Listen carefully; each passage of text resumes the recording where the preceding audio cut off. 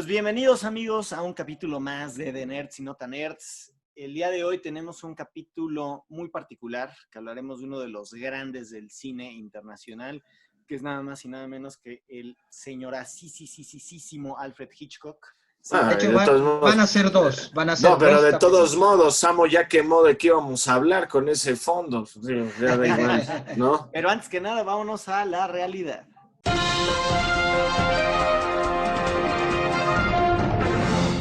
El mundo de la animación está de luto. Fallece Joe Ruby. En 1969, junto con Ken Spears, creó ni más ni menos que Scooby-Doo y su pandilla, que terminaron convirtiéndose en íconos culturales participando en series animadas y películas. A sus 87 años, dejó este mundo por causas naturales en Westlake Village, California. Que la Mystery Machine te lleve a descubrir nuevos mundos, Joe. Blizzard lanza Afterlives, cortos animados de WoW.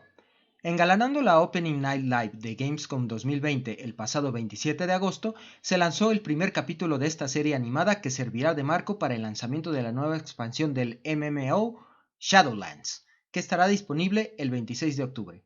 Ya antes la desarrolladora nos había sorprendido con su calidad de manufactura con animaciones para Overwatch e incluso Hearthstone. Llega una tercera parte de Ni no Kuni, pero si estabas pensando que la podrías jugar en PlayStation 4, PC, Xbox o Switch, pues no será el caso. Ni no Kuni Crosswords fue anunciado para iOS y Android en Japón. Se trata ni más ni menos que un MMO que debemos reconocer, conserva todo el look and feel de la franquicia. Esperemos que en breve se anuncie su llegada a Occidente. Nuevas fotos de The Batman son reveladas. Al parecer la producción de la película está calentando motores para arrancar nuevamente, literal. En esta filtración de imágenes se muestra a integrantes de la producción revisando el Batimóvil para que nada vaya a fallar. ¿Les interesa esta nueva cinta del murciélago? Esperamos sus opiniones. ¿Recuerdan Oasis de Ready Player One? Pues Facebook lo hará realidad. Horizon es el nombre de la nueva plataforma virtual de Mark Zuckerberg que te permitirá crear junto con toda la comunidad de jugadores un espacio de interacción nunca antes visto. ¿Quieres ser parte de la beta? Te dejamos el link en los comentarios. Perdimos un Avenger. Hasta siempre, Chadwick Boseman. El pasado 28 de agosto nos dejó este gran actor a la edad de 43 años. En su carrera llegó a interpretar figuras históricas como Jackie Robinson y al inigualable padrino del soul, James Brown. Desde 2016 tomó el papel de Black Panther en el MCU. Gloria a ti, gran rey T'Challa. Wakanda Forever. Ya estamos de regreso de la realidad y como les decía Samo, vamos a tener dos programas acerca de señor Hitchcock, en los cuales les estaremos platicando en este primer programa un poco acerca de quién es Hitchcock, quién era Hitchcock, cómo fue que creó un legado cinematográfico muy grande. Y ya en el segundo programa nos enfocaremos a platicar más de las películas, ¿no? Pero bueno, ¿qué opinión les merece este genio del cine como el señor Alfred Hitchcock? Pues es el Oye, maestro del suspenso, ¿no? Tal cual. Básicamente, y el cineasta con problemas con la autoridad, ¿no? Básicamente también. pero fíjate que la anécdota, ¿no? La anécdota de cuando Chavito, su papá lo mete a la cárcel con su amigo policía, pero no solo tuvo repercusiones de tener problemas con la autoridad, lo hizo un auténtico ojete. ¿Sí? O sea, lo Lo hizo, transformó, lo hizo pero, tanto genio como lo hizo Jete, güey. híjole, yo creo que ya era muy genio.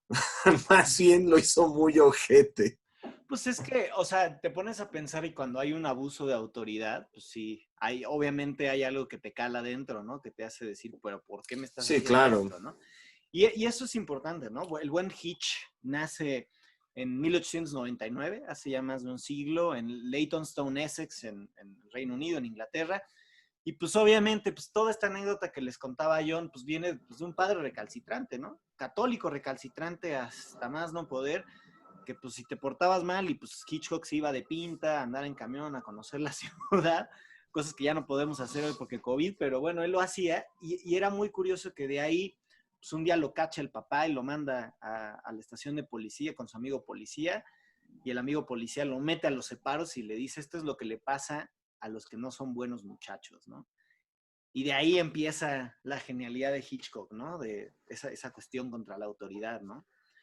Pero pues bueno, ni modo, o sea, eso mismo también es curioso, ¿no? Porque genera un rigor incomparable, a pesar de que vaya en contra de la autoridad, genera un rigor incomparable que él tenía en sus películas, ¿no? A la hora de filmar. que se nota, ¿no? La hechura que tiene, digo, hablaremos más adelante de ellas, pero, por ejemplo, ¿no? El set perfectamente armado y posicionado de la ventana indiscreta, el puro set se convierte en este personaje central de la película, ¿no? De la obra. Y como eso, pues se hace famosísimo con otro tipo de cuestiones, ¿no? Claro, y aparte también, pues digo, o sea, obviamente ese mismo rigor, inclusive Scorsese se lo reconocía y se lo aplaude, ¿no? O sea, era muy, lo tenían muy en alto por eso, ¿no? Cabe mencionar también para los curiosos que tengan duda, todo esto sale precisamente de estos libros que tengo aquí. Este es uno, este es otro, el de Guillermo del Toro, obviamente. No todo, de clases y experiencias. De clases y experiencias también, y obviamente pues de ser gran fanático del cine de Hitchcock. Pero al final del día, toda esta parte que estamos hablando, que espérenme tantito, porque acaba de pasar un helicóptero. Sí, hace rato pasó por aquí, pero le puse mute para que no se escuchara. Pero bueno, obviamente tenemos también un Hitchcock que era muy curioso, ¿no? Le gustaba el dibujo, así como le gustaban las matemáticas. Entonces, en esa extrañeza tan rara de Hitchcock, pues le interesa en algún momento estas dos como disciplinas que van una por un lado y otra por el otro, y en medio queda la ingeniería. Pero pues después Quiso ser ingeniero, ¿no? quiso ser ingeniero, pero pues obviamente pues no jaló y pasó, esto es la parte más chistosa, ¿no? Pasa a trabajar en una agencia de publicidad. Era del gremio. Era del gremio, donde precisamente él hacía los carteles publicitarios, ¿no? O sea, era algo así como una especie de director de arte, llamémosle. Él sí era el Mad Men. Él sí era el Mad Men, tal cual. Sí. Y al ser este Mad Men, pues llega un momento que pues, ya en 1922 tiene esta incursión él como director en el que... Por un chiripazo, ¿no? Es un chiripazo. O sea, le empieza a trabajar ya en el medio cinematográfico, le genera como una inquietud trabajar en ese medio y empieza a hacer sus pininos, empieza a trabajar poco a poquito y luego llega un momento en el que están haciendo esta película Always Tell Your Wife del director Hugh Cross y se enferma. Y al enfermarse Seymour Hicks, que es el productor de la película, dice, puta, pues ¿qué hago? Bueno, pues y entre Alfred Hitchcock y Seymour Hicks, que la verdad Seymour Hicks era un bueno para nada, porque pues, no sabía dirigir, era productor, realmente que le rescata la película es Alfred Hitchcock. Y esa película sale así, y entonces ahí lo empiezan a reconocer un poquito más y empieza a escalar un poco ya en la industria, hasta que ya a los 23 años habían su primer largo, que es Number 13. Pero nunca salió, ¿no? ¿No? Creo que se le acabó la lana, ¿no? O algo así. Se le acabó la lana, se le acabaron los fondos y no pudo. Sin embargo, pues se empieza a desempeñar en otras áreas a pesar de que no termina la peli, empieza a ser asistente director, montajista, que pues hoy en día le diríamos más bien editor, en ese entonces sí era montajista, que es básicamente un editor que con una moviola corta y pega las escenas. Que yo creo que desde ahí se empieza a ver esta secuencia tan interesante. Mi sentir es que el mismo trabajo lo lleva a ver las diferentes tomas y cuál va casada con otra, cómo se debe de ir uniendo una con otra. Y ese espíritu de contar una buena historia se va haciendo parte de su ADN, ¿no? Lo que al final le ayuda a ser un storyteller muy, muy... En la post-pro se ve todo. Tal cual. Y gana, o sea, y es que su calidad de trabajo, como dices, era cañona, ¿no? Y entonces ahí es donde tiene como toda esa etapa británica y experimenta la transición del cine mudo al cine sonoro. Y ya ahí empieza a trabajar más sus ideas y ahí es desde donde se desprende esta maravillosa idea del famoso MacGuffin. ¿Qué es el MacGuffin? A ver, cuéntenos ustedes qué es el chingado MacGuffin. El MacGuffin es este elemento o es el elemento central de una historia sobre la que gira, ¿no? Es como el eje rector de esta historia que constantemente tiene a los personajes alrededor de hecho, bueno, aquí en los lentes van a ver un ejemplo muy claro que en la película del Halcón Maltés, pues el MacGuffin es la estatuilla del Halcón Maltés, tal cual, ¿no? Exactamente. Que pero justo gira la historia. Yo lo que digo del MacGuffin es que es como un catalizador. Porque es tal cual un catalizador. El uso del MacGuffin es hay muchas cosas, puede ser una libreta, puede ser un halcón, puede ser dinero, puede ser varias cosas, todo es reemplazable y es algo que origina algo y que después ya no es parte de ese show, pero ya creó algo. Lo que pasa es que detona la acción de la película, ¿no? En Psicosis, ¿qué es lo que sucede? Detona que la morra llegue al hotel, ¿no? Por ejemplo. Ajá, pero llega al hotel porque se quiere clavar esta lana, ¿no? Exactamente, o sea, Entonces, pero el punto es... Eso es lo que le hace orillarse a exacto, huir y llegar, pero pudo haber sido que la perseguía a alguien o dejó su casa, o sea, simplemente se eligió que era dinero. El punto aquí central, si quieren contar historias, la idea del MacGuffin es interesante y era lo que usaba el maestro Hitchcock precisamente porque, imagínense en su vida diaria, llega su pareja y les dice, oye, compré esto en el súper, ¿no? Y ustedes ven un producto medio raro, una caja cerrada y ahí empieza la intriga, ¿no? ¿Qué hay dentro de la caja, ¿no? Entonces, eso es lo que detona la acción que hace que cambie todo el estado de las cosas en la narrativa.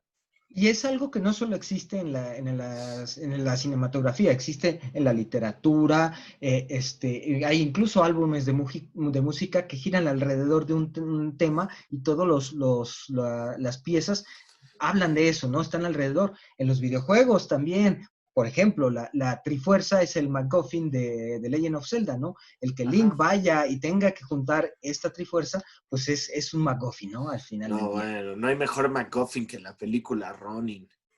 No sean ojetes. ¿Cómo es posible que... no, es que todo el tiempo vas por un maletín y nunca sabes... es como Pulp Fiction también. Todo el pedo se hace por un maletín pues y nunca sabes qué chingados hay en el maletín, nada. No, o sea, ¿no? Es que recordemos algo, los objetos per se no contienen historias, lo que contiene historias son los personajes y lo que hacen los personajes. Y eso es lo que exacto, por eso son catalizadores, los MacGuffin. Son catalizadores. Hacen, porque... Y eso, precisamente, reforzando lo que decía Samo, también es interesante, ¿no? O sea, tanto directores, cineastas, académicos, filósofos y en general estudiosos del cine se la vivieron estudiando el fenómeno del MacGuffin en el cine y en la narrativa para ver cómo es que eso concatena cosas, ¿no? Cómo es que funciona. Y otra cosa que ya no es el MacGuffin, pero sí vale la pena mencionarlo porque pues, es también de lo que se deriva mucho, de cosas que dejó mucho que hablar Hitchcock, es su gran fetiche por las mujeres rubias, ¿no? O sea, esta fascinación que tenía él con las rubias lo hizo muy polémico, ¿no? Y hoy en día seguramente, lo mencionábamos antes de empezar el programa, si hubiera sido Harvey Weinstein, no aguanta el mito el cabrón. O sea, no, él era el Harvey Weinstein de su época. Él era el Harvey Weinstein de su época y era un verdadero hijo de la chingada con las mujeres, ¿no? O sea, el problema que tuvo muy con misógino, machista. Ahora, pero el tema de con Tippi Hedren fue desastroso. Inclusive por ahí hay una película biográfica de Hitchcock, que no recuerdo quién la actúa, que justamente te ponen esa... Se los digo así, porque honestamente no la vi completa, pero es justamente esa parte de la vida de Hitchcock cuando está grabando Los pájaros. ¿No es la de Jack Nicholson, la que Jack Nicholson hace el papel? Creo que sí, que justo es donde, es que no recuerdo si era Jack Nicholson caracterizado o era otro actor.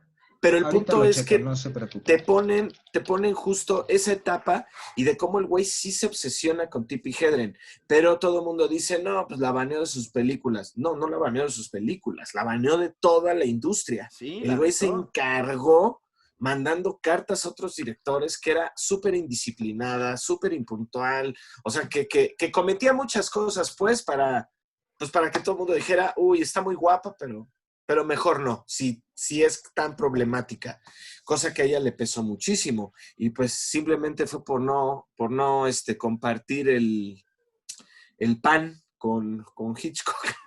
Literalmente, pero también tenía ese otro lado B, ¿no? O sea, como lleva diciendo Samo ya en varios capítulos, el yin y el yang, ¿no? Tenías ese lado bueno, pero también ese lado malo. Ya hablamos del lado malo. El lado bueno, ¿cuál era, no? La cuestión de las mujeres, que tenía detrás de él, o al lado de él, depende de cómo lo quieran ver, a Alma Reville, que es su esposa. Que sin su esposa, Hitchcock, perdónenme, y dirán lo que quieran al respecto, pero sin su esposa, Hitchcock no hubiera sido el genio que fue. Claro, gran productora. También a ella le debemos el montaje de la famosa escena de la regadera de Psicosis. Ella fue la que terminó por resolver esa escena en montaje para que pasara ahora sí que la revista del Departamento de Censura de Estados Unidos y la dejaran proyectar con una clasificación normal. Y de hecho fue un madrazo. Él venía de hacer North by Northwest o Intriga Internacional, como le quieran llamar, que era una de sus mejores películas, y de hecho todo el mundo le dice, es que ¿por qué no haces una película como North by Northwest? No sé qué. Y él lo quería. Porque ya hice North by Northwest. Él decía eso. Exacto, a la Hayao Miyazaki, porque ya existe North by Northwest. Exacto. Y entonces, si no hubiera sido por Alma, Psicosis no existe como la tenemos. Y ahí, obviamente, también hay este otro tipo de cuestiones, ¿no? En la película de Hitchcock, que así se llama, perdón, me equivoqué, no era Nicholson, es Anthony Hopkins. Exactamente, ese es. Interpreta... Sí, ahí Anthony Hopkins precisamente lo que hace es nos muestra ese lado de cómo en la escena de la lavadora la persona que estaba vestida no estaba haciendo las cosas y las órdenes de Hitchcock como él quería y se paró y él agarró el cuchillo y tienes que hacer así, no sé qué, lo empieza a hacer él y entonces obviamente tiene los gritos reales que vemos en el montaje final que supuestamente en realidad es Hitchcock el que hace esos sangoloteos del cuchillo con lo que se cuenta esta historia, ¿no? Claro. Y obviamente también la otra parte, que eso sí es completamente la genialidad de Hitchcock como persona y como director, son las representaciones pictóricas que hacía con los encuadres, ¿no? O sea, cada encuadre que hacía parecía una pintura, pero en movimiento. Y esto, ¿sabes qué me encanta? El principio de Psicosis, güey. Cómo va avanzando esta cámara así lentamente, va bajando, llega a la ventana, sí hay un corte, porque existe un corte, pero al final se termina metiendo, es como un intento de un plano secuencia, como para delimitar muy bien dónde estamos, ¿no? Y es lo que le da pie a la historia. Tú ahí hablas de Psicosis, eso ya lo había practicado en la soga, o sea, que eso ya lo dejamos para el siguiente programa, pero ya era cosas que él ya había experimentado, ¿no?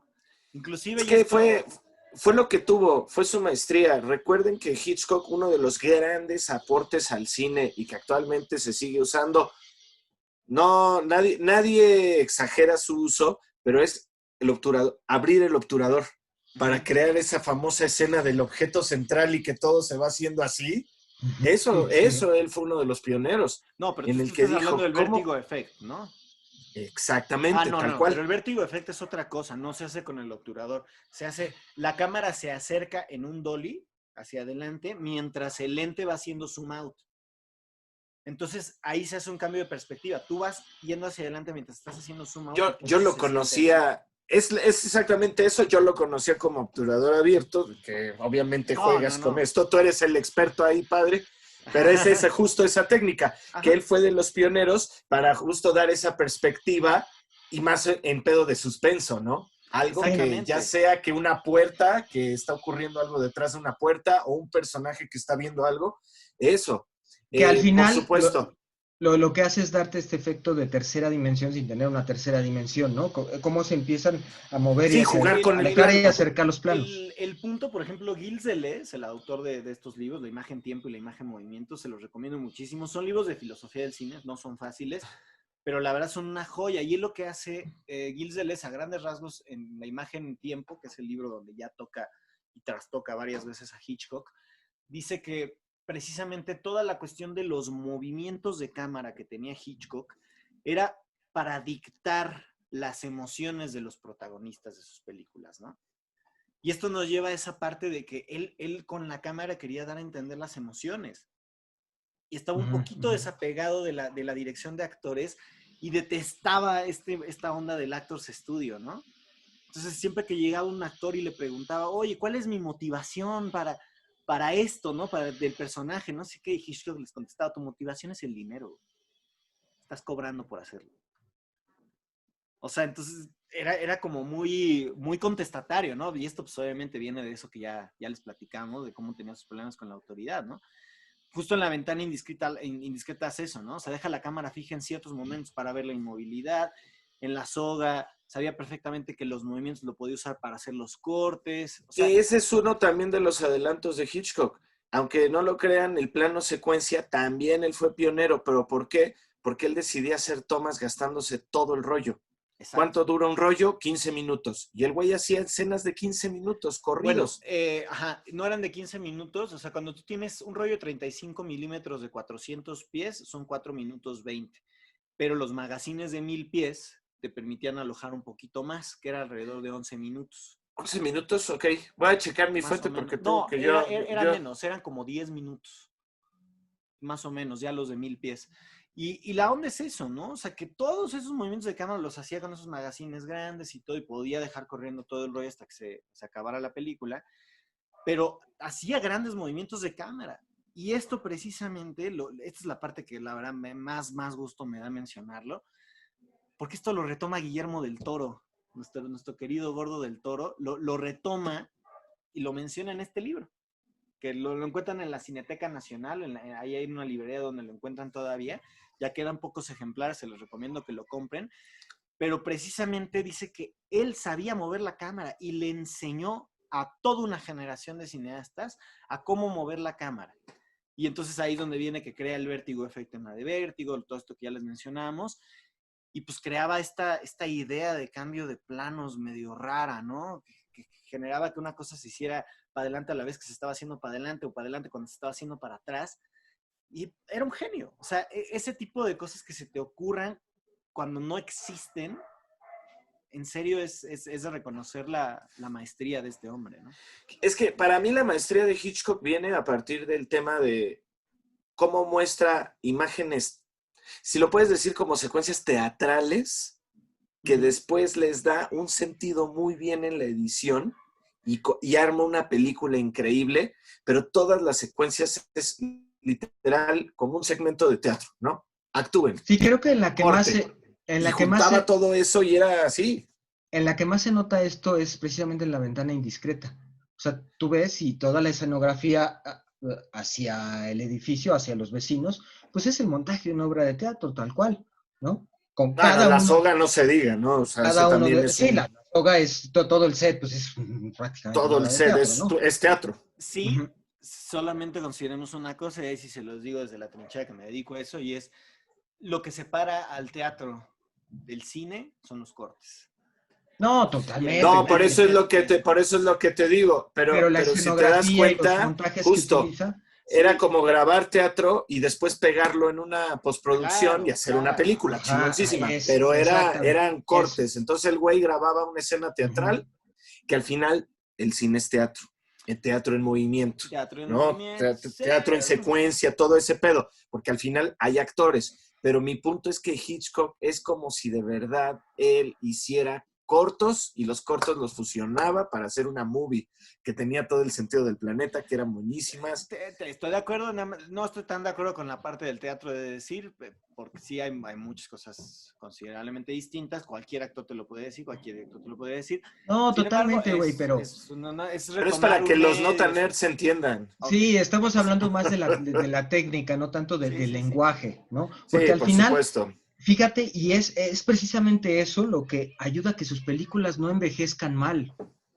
O sea, este montaje que tiene de las escenas, de los personajes, cómo lo va secuenciando, como dice John, te entrega una película, y hace poquito me volví a echar Psycho, y dije, es que no le piden nada, absolutamente nada, a cualquier, es más, es 1000 veces mejor que cualquier película de suspenso actual. ¿no? Totalmente, estoy completamente Entonces, es esa manufactura que tiene, y que seguramente su esposa Alma tuvo que tener ahí algo que ver para que precisamente esta producción o este montaje de la película pues fuera lo que al final nos entrega, ¿no? Una obra que no tiene par. Exacto. Y ya para ir un poquito más adelante, hay mucha gente que lo ha reconocido, entre ellos Eric Romer, que es un crítico francés, coloca como la santísima trinidad de Hitchcock a Vértigo, La ventana indiscreta y El hombre que sabía demasiado, ¿no? Dice, el hombre que sabía demasiado es buenísima. Que tienen que verse de Hitch. Con La ventana indiscreta pues teníamos esta onda del encierro que ya platicábamos, esta onda medio voyerista, de los vecinos que describen... COVID. Exacto, ¿no? O sea, Y ahora es muy curioso porque lo vemos en la pandemia y tiene mucho sentido, ¿no? O sea, estás viendo casi el vecino de repente por la ventana, mira, ahora está lavando su coche, esto, cosas que antes te hubiera pasado por completo por alto, ¿no? Y ahí es algo que ya se sostiene, ¿no? Pero también el mito de la caverna de Platón. O sea, esta onda de yo estoy encerrado viendo lo que sucede a través de una ventana y veo la realidad de lo que hace la gente, ¿no? O sea, y esa onda pues crea una intriga que la aplaudió la crítica internacional, ¿no? O sea, de repente, ¿qué es lo que pasa cuando empiezas a ver a tus vecinos? Las cosas que se pueden trastocar y desdibujar alrededor de esto, es muy curioso. Sí, te das cuenta que la gente no es tan común como crees, ¿no? O sea, exacto. realmente el común y corriente no existe, ¿no? Exacto.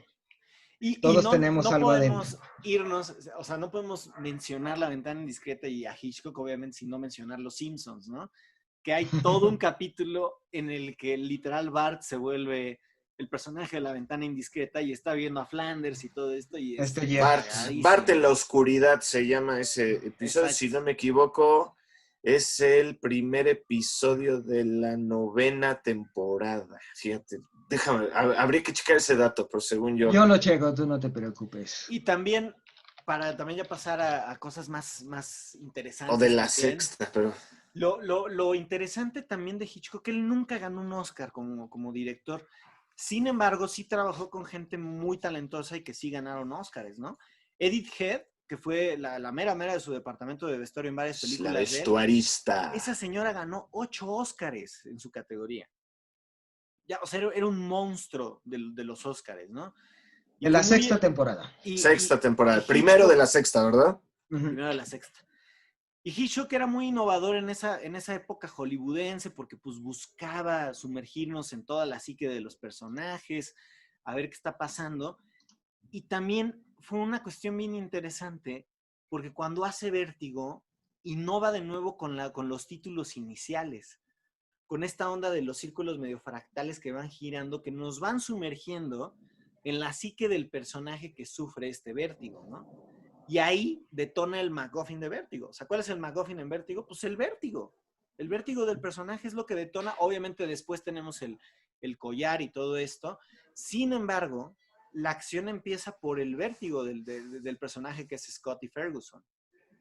Entonces, es curioso, ¿no? Porque de ahí vemos cómo empieza a innovar. Ahorita vemos títulos súper cañones en cualquier peli de Marvel o los de Fight Club que fueron muy emblemáticos, que después los mismos creadores de esos títulos los utilizan para hacer Spider-Man, la de Tobey Maguire. Ajá. Y esos fueron cosas innovadorcísimas. Y eso es como, no, señores, esto ya lo había hecho Hitchcock en los 50.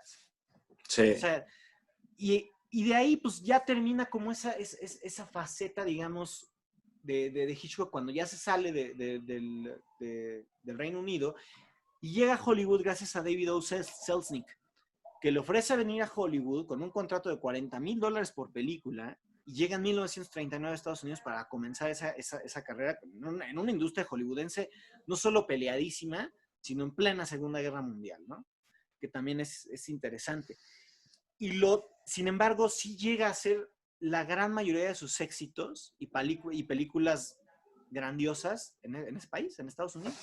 No, y tuvo a los mejores actores de la época. Está Cary Grant, está Ingrid Bergman, está Grace Kelly. O sea, era como la realeza. Pues James Stewart, puta.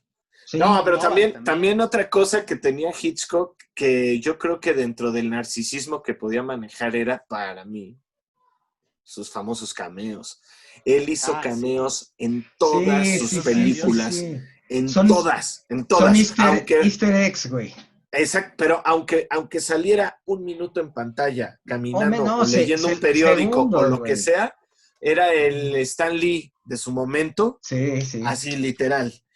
Bueno, Stan Lee, la verdad es que aparecía todavía más en pantalla, porque los de Hitchcock eran súper breves. Eran segundos, sí, podía pasar caminando nada más Hitchcock. Y ya. No olvidemos de este remake que hizo Gus Van Sant en los 90s de Psicosis, en la que justo en la parte donde todo el mundo estaría esperando ver el cameo de Hitchcock, que es afuera de esto como oficina, curiosamente se ve a Gus Van Sant teniendo un cameo, pero le rinde tributo a Hitchcock. Él está parado en la puerta donde debería estar parado Hitchcock, y hay un señor chaparrito, regordete, calvo, a su derecha, se ve que hay una filmación sucediendo afuera y Gus Van Sant está platicando con este señor, que claramente es Hitchcock, y Hitchcock le está dando indicaciones de cómo lo tiene que hacer y todo esto. Y fue un gran tributo de Gus Van Sant.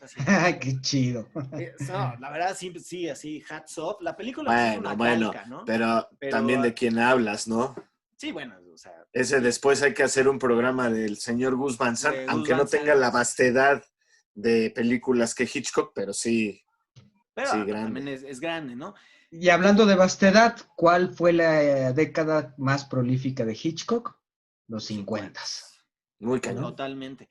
En esa década hace películas como Stage Fright o Desesperación en el 50, Strangers on a Train o Pacto Siniestro en el 51, I Confess o Mi Secreto Me Condena en el 53, Dial M for Murder o Con M de Muerte en el 54, Rear Window o La Ventana Indiscreta en el 54 también, To Catch a Thief, Para Atrapar a Ladrón en el 55, Trouble with Harry, El Tercer Tiro en el 55, The Man Who Knew Too Much, En Manos del Destino en el 56, Vértigo o De Entre los Muertos 58, y para mí una de sus mejores, si no es que, bueno, en realidad sí es mi favorita, North by Northwest, Intriga Internacional en el 59, con lo que así termina esa década grandiosa de películas que cierra, a mi parecer, con una de las mejores películas de la historia del cine, que es Psicosis en 1960. Sí, tal cual. Y ahí, en esa década de los 50, también es importante mencionar que él incursiona en la televisión dirigiendo entre el 55 y el 61 17 episodios de tal cual, de la serie de Alfred Hitchcock Presents. En el 57 un capítulo de Suspicion, otra serie de TV, carrera que después continúa en el 62 con The Alfred Hitchcock Hour, ¿no? Y ahí que la serie era muy similar, o trató de hacer lo que Rod Serling en La Dimensión Desconocida.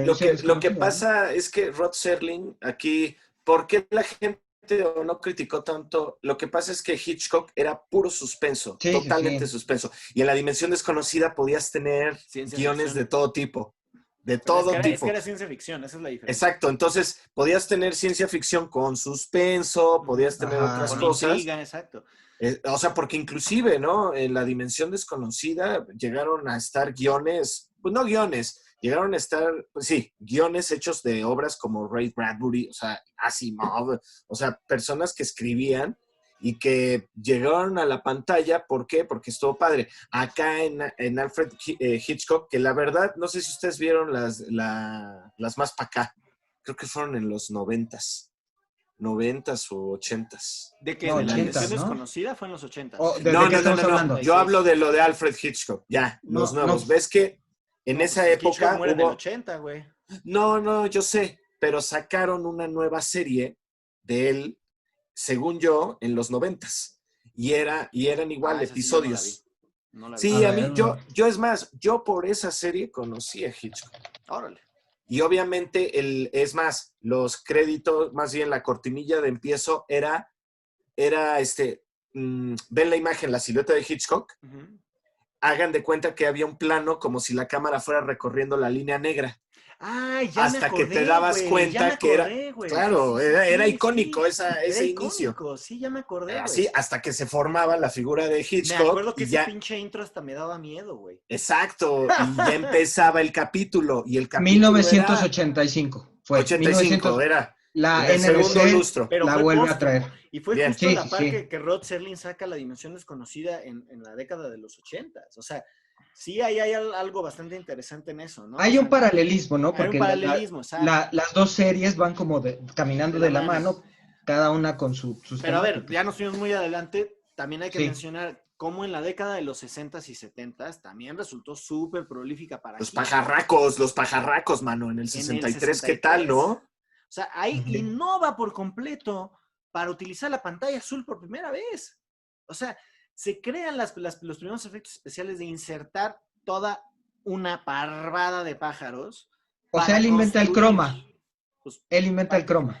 Cuando estuvo la exposición de Hitchcock en la Cineteca, te explican ahí explicaban cómo estaba hecho el efecto. O sea, si no la vieron, discúlpenme. Bueno, pero pregúntenle a Tippi Hedren cuando la picotearon gacho, porque Hitchcock fue el primer Dr. Dolittle como director, que habló con los pájaros y les dijo, chínguense esa rubia. No, bueno, y obviamente tuvo otras pelis, ¿no? Tuvo Marnie en el 64, Cortina Rasgada en el 66, Topaz. Frenesí en el 72, que es fantástica, y Trama Macabra o Family Plot en el 76. Y ahí le pone el broche de oro a una carrera construida a base de rigor, disciplina y gestar sus problemas contra la autoridad a través del séptimo arte, ¿no?